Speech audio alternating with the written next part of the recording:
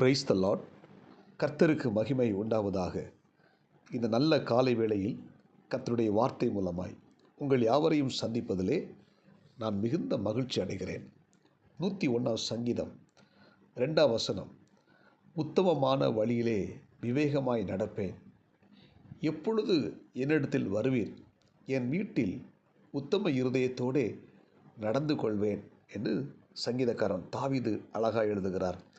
இந்த காலை வேளையில் இறைவார்த்தை கேட்கிற தேவனுடைய பிள்ளைகளே, நம்முடைய வீட்டில் நாம் எப்படி நடந்து கொண்டிருக்கிறோம் என்பதை நாம் இன்றைக்கு ஆராய்ந்து பார்க்க வேண்டும். தாவீது சொன்னது போல, என் வீட்டிலே நான் உத்தம இருதயத்தோடே நடந்து கொள்வேன் என்று சொன்ன வார்த்தையின்படி நாம் ஒவ்வொருத்தரும் தேவன் நமக்கு கொடுத்த அந்த குடும்பம், அந்த வீட்டில் நாம் எப்படி உண்மை உள்ளவர்களாக எப்படி நாம் நடந்து கொள்கிறோம், ஒரு உத்தம இருதயத்தோடு கூட நடந்து கொள்கிறோமா என்பதை நாம் ஆராய்ந்து பார்க்க வேண்டும். ஆண்டவர் மோசேயை குறித்து சொல்லும்போது, மோசே தேவனுடைய வீட்டில் எங்கும் உண்மை உள்ளவன் என்று சொல்லி எழுதுகிறார். அல்லேலூயா. தேவனுடைய வீட்டில் மோசே எங்கும் உண்மை உள்ளவன் என்று சொல்லி எழுதும் பொழுது, இந்த இறைவார்த்தை கேட்கிற தேவனுடைய பிள்ளை நம்மை குறித்தும் தேவன் சாட்சி கொடுக்க வேண்டும். நம்முடைய வீட்டிலே நாம் உத்தம இருதயத்தோடு கூட நடந்து கொண்டிருக்க வேண்டும் என்று சொல்லி இருக்கிறோமா என்பதை நாம் ஆராய்ந்து பார்க்க வேண்டும். ஒரு முறை ஒரு விவசாயி அவருடைய நிலத்தில் 2 இரும்பு உருளைகள் கிடந்தன. அதை அவர் 2 உருளைகளையும் எடுத்து தன்னுடைய வீட்டில் அந்த கிச்சன் பக்கத்தில், அதாவது அடுப்பு எரிக்கிற அந்த இடத்தின் பக்கத்தில் அந்த 2 உருளைகளையும் கொண்டு வைத்து விட்டார். இந்த 2 உருளைகளும் யுத்த காலத்தில் வெடிக்காத குண்டுகள். ஆனால் இந்த விவசாயிக்கு அது தெரியவில்லை. அவர் என்ன நினச்சார்னா, அது ஏதோ ஒரு இரும்பு உருளைகள், நம்ம எதாவது பிறகு அதை பழைய விலைக்கு வித்துடலான்னு சொல்லி எடுத்து வீட்டில் கொண்டு வச்சுட்டார். இப்போது அவருடைய நண்பர் ஒரு ஆள் வெளியூர்லேருந்து வருகிறார். வந்து அவரை சந்திக்கிறார். சந்திக்கும் போது அவர் வீட்டில் அவருக்கு டீ போட்டு கொடுக்குறார். அவரை ரொம்ப அந்த விவசாயி உபசரிக்கிறார். உபசரிக்கும் போது அவர் அந்த நபர் வீட்டுக்குள்ளே கிச்சனில் பார்க்கும்போது அந்த வெடிக்காத குண்டுகள், இவர் இரும்பு உருளை என்று நினைத்த அந்த 2 காரியமும் 2 பொருட்களும் அது வெடிகுண்டுகள், வெடிக்காத குண்டுகள். உடனே அந்த விவசாயியிடம் அந்த நபர் சொன்னார், இது வெடிக்காத குண்டு, இது உடனே அப்புறப்படுத்தி விடு அப்படின்னு சொல்லி அவர் எச்சரித்த உடனே அவர் உடனே அந்த 2 குண்டுகளையும் எடுத்து காலி நிலத்தில் கொண்டு வைத்து விட்டு அரசாங்கத்துக்கு தகவல் கொடுத்து அந்த 2 குண்டுகளையும் செயலிழக்க பண்ணி அந்த கவர்மெண்ட்டை எடுத்துக்கொண்டு போய்விட்டார்கள். அன்பான தேவனுடைய பிள்ளைகளே, இந்த விவசாயிக்கு அது இரும்பு உருளையாக தான் தெரிந்தது. ஆனால் அது வெடிக்கிற குண்டு என்பது அவருக்கு தெரியவில்லை.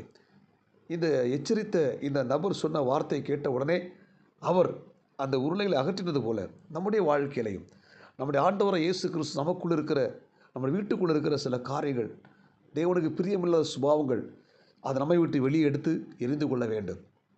அல்லேலூயா.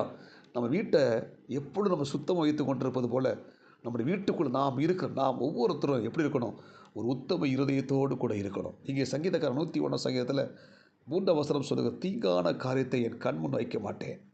4 வசனம், மாறுபாடான இருதயம் என்னை விட்டு அகல வேண்டும். 5வது, பிறனை ரகசியமாய் அவதூறு பண்ணுகிறவனை சங்கரிப்பேன். அல்லேலூயா. அடுத்தவங்களை நான் அவதூறு பண்ண மாட்டேன். வீட்டில் இருந்து மற்றவங்களை அவதூறு பண்ண மாட்டேன். தீங்கான காரியத்தை செய்ய மாட்டேன். மாறுபாடான இருதயம் எனக்குள் இருக்கக்கூடாது ஆண்டவரே. அடுத்தது 7 வசனம், கபடு செய்கிறவன் என் வீட்டுக்குள் இருப்பதில்லை. பொய் சொல்லுகிறவன் என் கண்முன் நிலைப்பதில்லை. கபடான காரியம் செய்கிறவன் என் வீட்டுக்குள்ளே இருப்பதில்லை. பொய் நாவு என் வீட்டுக்குள்ளே இல்லை என்று சொல்லி எழுதுகிறார். நம்முடைய வீட்டுக்குள்ளே நம்ம எப்படி இருக்கிறோம்? பொய் பேசி கொண்டிருக்கிறோமா? கபடான காரியங்கள் செய்து கொண்டிருக்கிறோமா? தீங்கான காரியம் செய்து கொண்டிருக்கிறோமா? இல்லைன்னா மாறுபாடான இருதயத்தோடு கொண்டிருக்கிறோமா? மற்றவர்களை அவதூறு பண்ணி கொண்டிருக்கிறோமா என்பதை நாம் ஆராய்ந்து பார்க்க வேண்டும். எனவே நமக்குள் இருக்கிற, நம்ம வீட்டுக்குள்ளே இருக்கிற தேவனுக்கு பிரியமில்லாத காரியத்தை அகற்றிவிட்டு நம்முடைய வீட்டில் நம்ம எப்படி இருக்கணும்? உத்தம இருதயத்தோடு நடந்து கொள்ள வேண்டும். நாம் உத்தம இருதயத்தோடு நடக்க வேண்டும். சகையுடைய வீட்டுக்குள்ளே இயேசு வருகிறார். இயேசு அந்த வீட்டுக்குள்ளே சகையோ இயேசுக்கு நல்ல உணவுகளை பரிமாறி கொண்டிருக்கிறான்.